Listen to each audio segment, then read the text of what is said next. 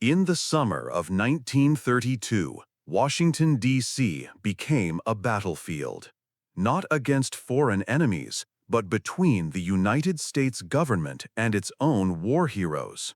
20,000 desperate World War I veterans had come to the capital not to overthrow the government, but to collect money they'd been promised. What followed was one of the most shameful episodes in American history, when tanks rolled through the streets of Washington and the army attacked the very men who had served it. The roots of this crisis began in 1924. Congress had voted to give World War I veterans a bonus for their service, adjusted compensation for the difference between their military pay and what they could have earned as civilians. But there was a catch. The certificates wouldn't mature until 1945, 20 years after they were issued. For veterans struggling through the Great Depression, this was money they desperately needed now, not in 13 years. By 1932, unemployment had reached 25%. Former soldiers who had fought in the trenches of France were now fighting to feed their families. Many had lost their homes, their savings wiped out by bank failures. The bonus certificates, worth about $1,000 each on average, equivalent to roughly $20,000 today, represented survival itself. Walter Waters, an unemployed cannery worker and former sergeant from Portland, Oregon, had an idea. If veterans marched on Washington in large numbers, perhaps they could pressure Congress to pay the bonus early. In May 1932, Waters and about 300 veterans began their journey east, riding freight trains, hitchhiking, and walking. They called themselves the Bonus Expeditionary Force, deliberately echoing the American Expeditionary Force that had fought in Europe. As they crossed the country, their numbers swelled. In every town, more veterans joined the march. By the time they reached Washington in late May, thousands had joined the cause. They came with their wives and children, creating a massive encampment on the Anacostia Flats, across the river from the capital. They named it Camp Marks, after a sympathetic police captain. The bonus army was remarkably organized and disciplined. Waters insisted on strict rules: no panhandling, no liquor, no radical talk. They built a functioning city from scratch, with streets, sanitation committees, and even their own newspaper. Veterans constructed shelters from scrap lumber, tin, and any materials they could find. They raised the American flag each morning and held daily parades. This wasn't a mob, it was a community of desperate patriots. The veterans' presence created a crisis for President Herbert Hoover. The House of Representatives had passed a bill to pay the bonus immediately, but the Senate defeated it. Hoover believed paying the bonus would wreck the federal budget and deepen the Depression. He also grew increasingly paranoid, convinced that communists had infiltrated the veterans' ranks, though investigations found only a handful among the thousands. Through June and July, the veterans maintained their vigil. Local residents largely supported them, bringing food and supplies. The Washington police, led by Pelham Glassford, himself a veteran, treated them with respect. But pressure was building. Congress had adjourned without paying the bonus, yet the veterans refused to leave.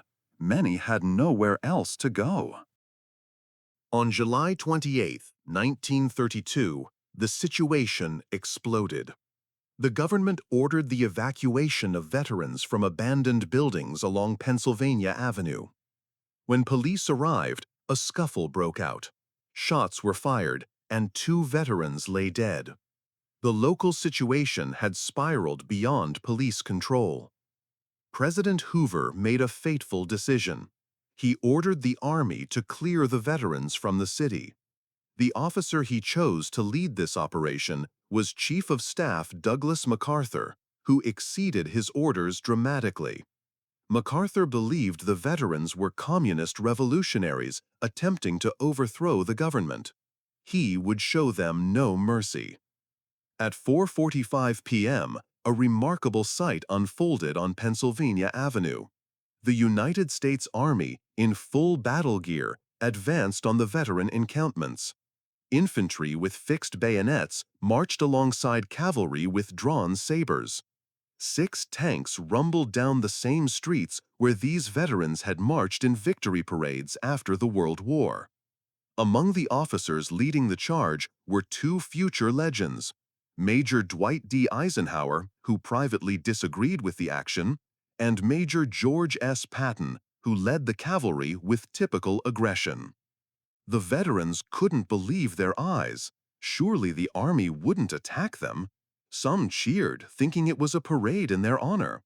The illusion shattered when cavalry charged into the crowd, swinging the flats of their sabers. Tear gas canisters exploded among the veterans and their families. Chaos erupted as thousands fled in panic. The army pushed the veterans across the Anacostia River to their main camp. MacArthur's orders were to stop at the bridge, but he ignored them. That night, the army entered Camp Marks. Soldiers set fire to the veterans' shelters, creating an inferno visible across Washington. Families fled into the darkness with whatever they could carry. The makeshift city that had stood for months was reduced to ashes in hours. The human cost was devastating. Beyond the 2 veterans shot by police, at least 2 more died in the chaos. A veteran's wife miscarried. An infant died from tear gas exposure. Thousands were left with nothing, their last possessions consumed by flames. Images of American soldiers attacking American veterans shocked the nation. The political consequences were immediate. Hoover's reputation, already damaged by the Depression, never recovered. The image of MacArthur, in his dress uniform, personally directing attacks on ragged veterans, became a symbol of callous leadership. The incident contributed significantly to Hoover's landslide defeat to Franklin Roosevelt that November. Roosevelt proved more sympathetic to veterans' needs. His wife Eleanor had visited the Bonus Army camps and shown genuine concern for their plight. Once in office, Roosevelt opposed immediate payment, but created the Civilian Conservation Corps, which provided jobs for 250,000 veterans. When Congress finally voted to pay the bonus in 1936, overriding Roosevelt's veto, it injected nearly $2 billion into the Depression-era economy. The Bonus Army's legacy extended far beyond the 1930s. The government's shameful treatment of World War I veterans influenced the creation of the GI Bill for World War II veterans, ensuring they wouldn't face similar neglect. The incident demonstrated the dangers of using military force against citizens exercising their right to petition the government. Yet the deeper lessons seem forgotten.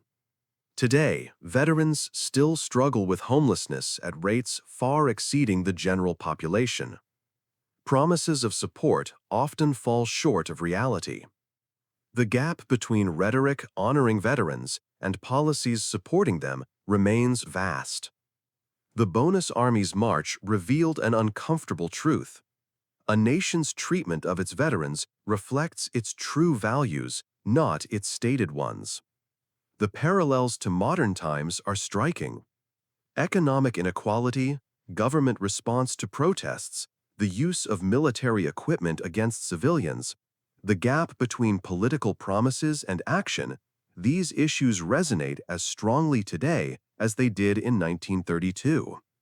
The Bonus Army reminds us that democracy is fragile, that desperation can drive citizens to extreme measures, and that government power used against its own people leaves lasting scars. In the ashes of Camp Marks, among the scattered possessions of desperate families, lay the burned remnants of American idealism. The veterans who had fought to make the world safe for democracy discovered that their own democracy could turn against them when they became inconvenient. Their march on Washington seeking justice ended in flames and tear gas. But their sacrifice ultimately forced America to confront its obligations to those who serve. The Bonus Army's story isn't just history, it's a warning.